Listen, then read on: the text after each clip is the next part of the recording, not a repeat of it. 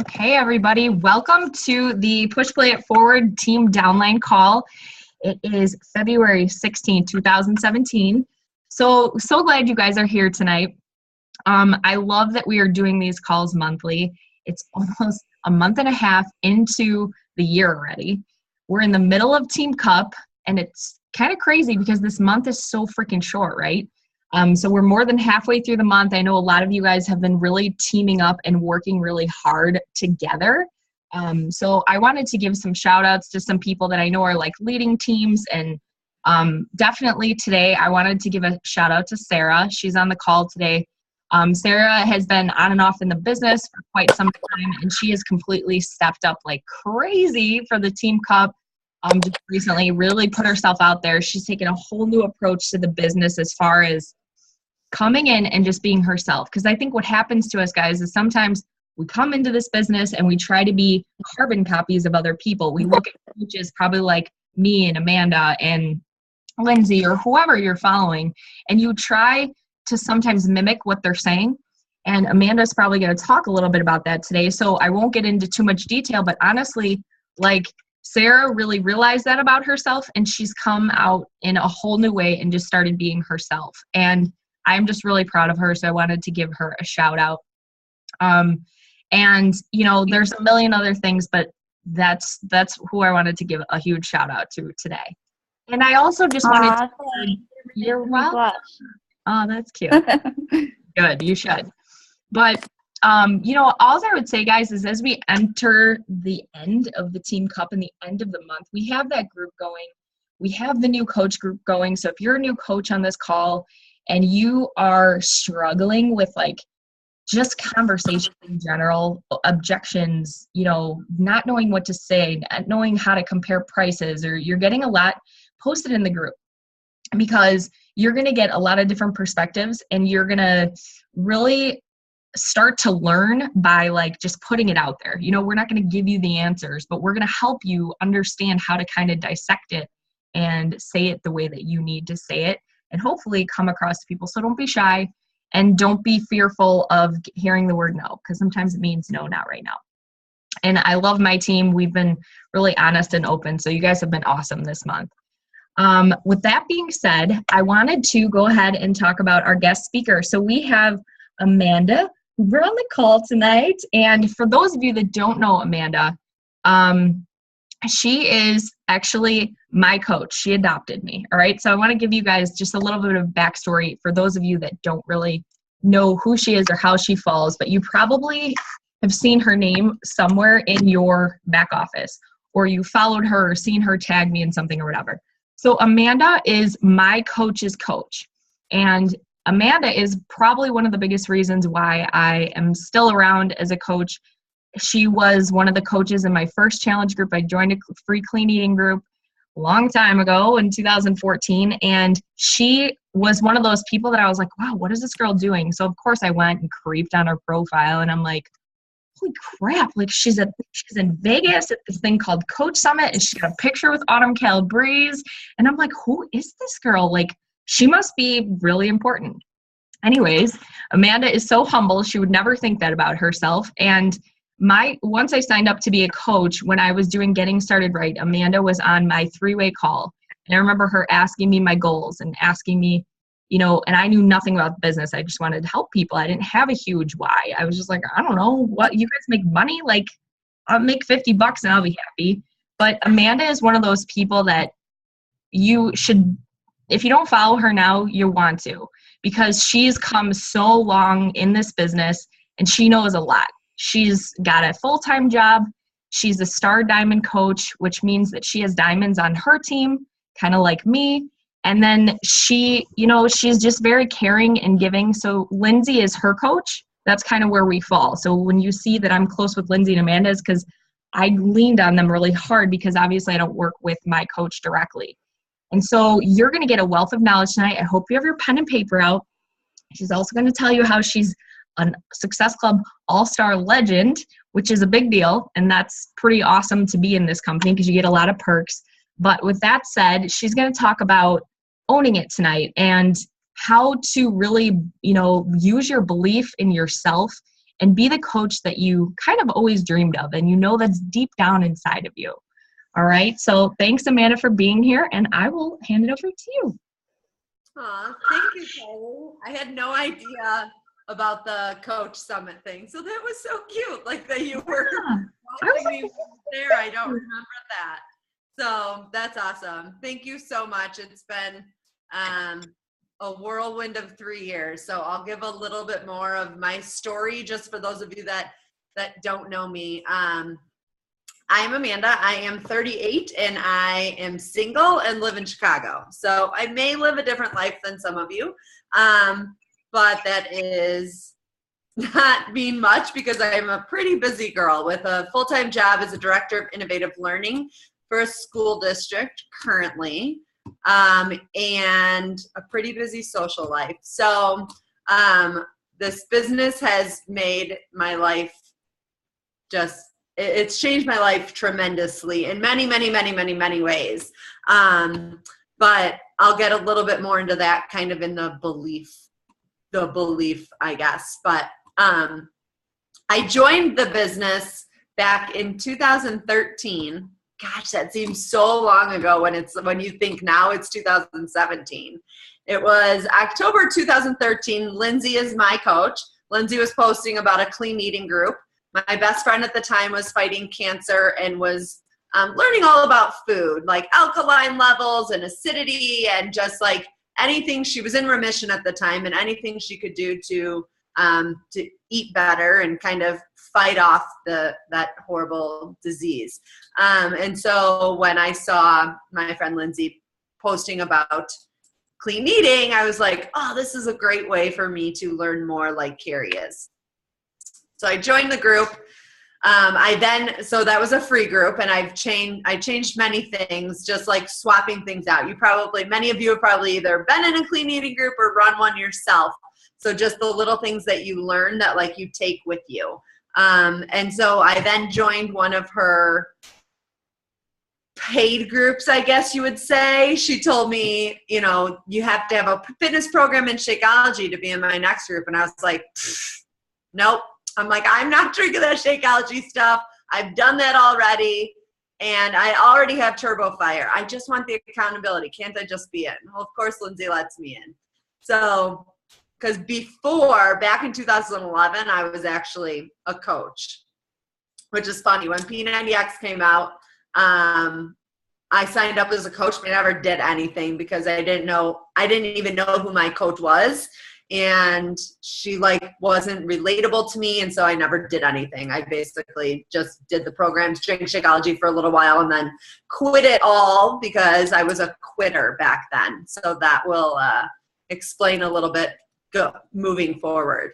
But within 2 weeks of being in Lindsay's group, I was like, I need to do this. I need to help everybody in my life be healthy and work out and just love eating clean and all of this. So that's kind of how it all got started, and it has just continued to evolve into a beautiful business that I never dreamed of having or wanting even. I grew up in south suburbs of Chicago with my mom and my dad and my sister, and I was the girl that followed everybody. I never really believed that I was a leader, that I could do more than, just go to college, become a teacher. Because my mom was a teacher, I always wanted to be a teacher, and that's just the path that I thought that I was supposed to be on, and that I did take. And I just kind of did what my parents expected me to do.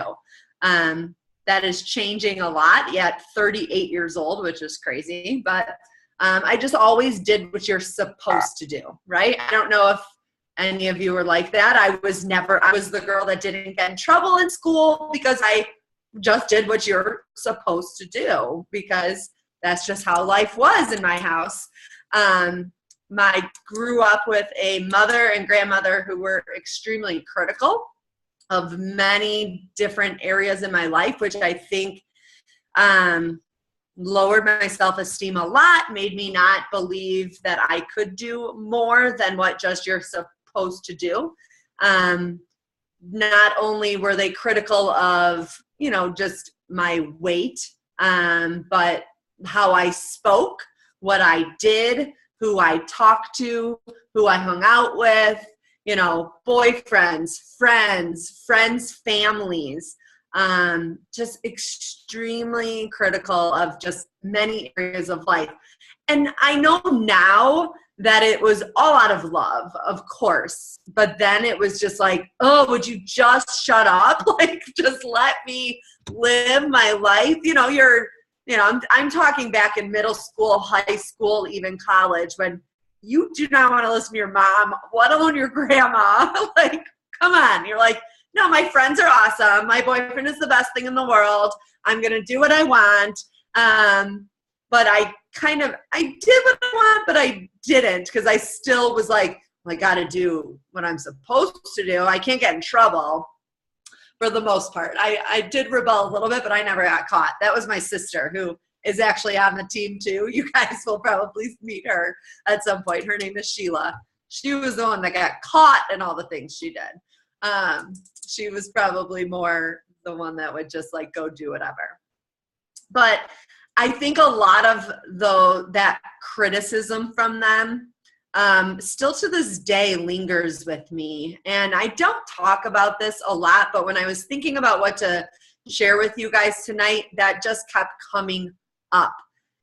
Because I think many times it goes back, like our thoughts now and our non-belief in ourselves and the reasons why we don't do what we really want to do is because of things that have happened in our past and in our childhood. So it was something that just kept coming up when I was just taking some notes and thinking about what I wanted to share with you guys. And, I have always, because of those times, I've always cared so much about what other people thought of me. And my mom will still say, well, you still have to care about what people think of you. Well, yes, but in a certain way, Mom, like not in the way that it's making me not do things because of that. Like, it can't hinder you. You can care if people think you don't want to go out looking like a trash ball all the time, right? But so you have to have a little bit of care for yourself, but you can't let it like hinder you from doing things because you're too worried about everyone else. You have to just worry about yourself. So to bring it to kind of the business. So that was kind of, overall a little bit about my life. Now bring it to when I started this business, I continued that follower, which is funny because this goes right to what Carly was talking about with Sarah. You jump in this business, you follow all the top coaches, or your coach and their coach and their coach, and you see what they're doing and you think that's what you're supposed to do. And it's a fine line, because it's like, yes, there are things that we share with you that work for us that you should do, like post 3 to 5 times a day, message people, make new friends, invite people to your challenge group, invite people to the business opportunity. All of those things, yes, the vital behaviors, the vital process, right? Those are all things that are proven to work in this business, right? But what is different, and what took me literally until 2017, till right now, basically, is that you need to be you.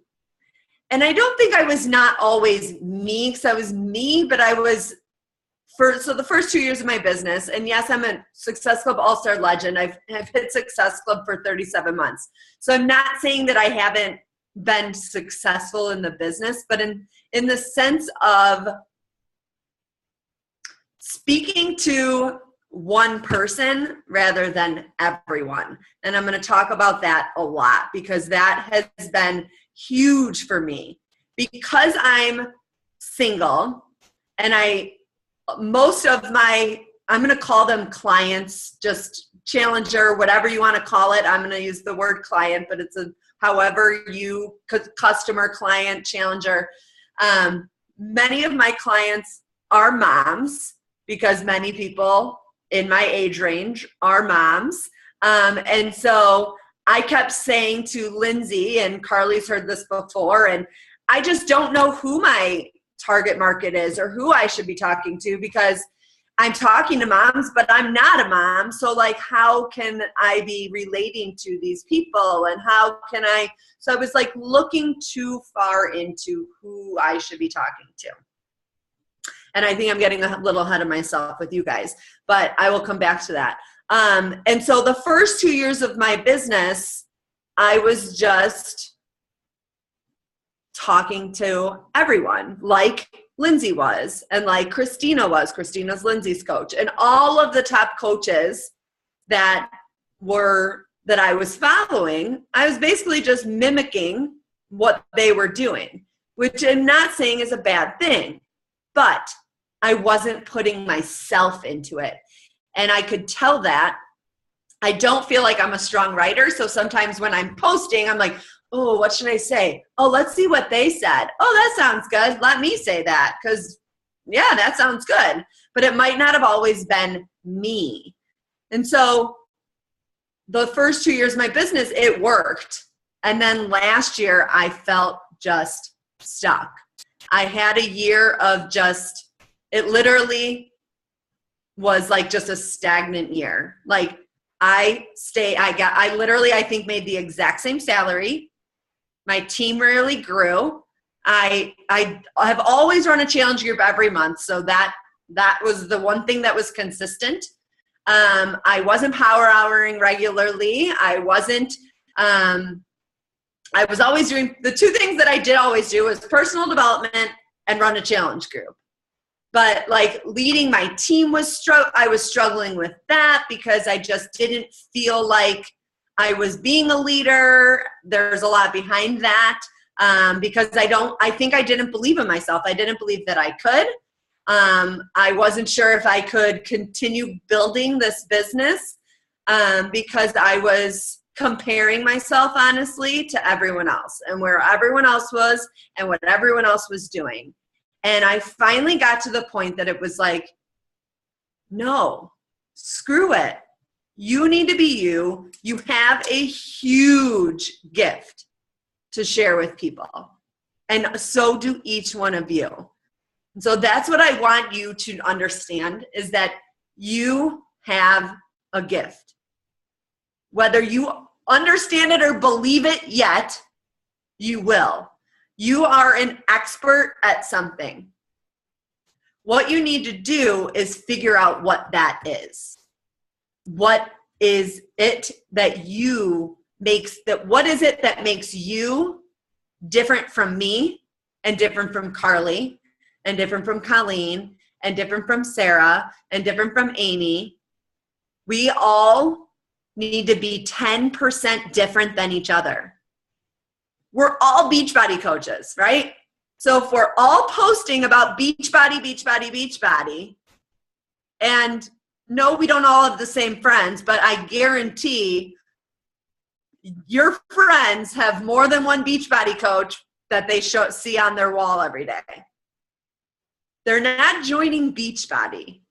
And this is something that I'm now 100% clear in my head that they are joining you. They are joining me. They are joining Carly. They're joining us. They're not joining for Beachbody. You have to really understand who you are talking to. You can't talk to everyone. And I'm not going to lie, I still struggle with this. When I go to post something, for whatever reason, I think of the person that's not going to want to hear this. And so I have to always be telling myself, nope, turn that around. Who are you talking to? You're talking to Katie or whoever. We're going to talk about creating an avatar here in a second. But you're talking to Katie. Katie has this issue. Katie has this problem that you can help her fix. And that all comes back to you. You have to think of yourself, who you were before you are now. Because the person you are helping, the person you are talking to is just a few steps behind you. They are literally just a few steps behind you.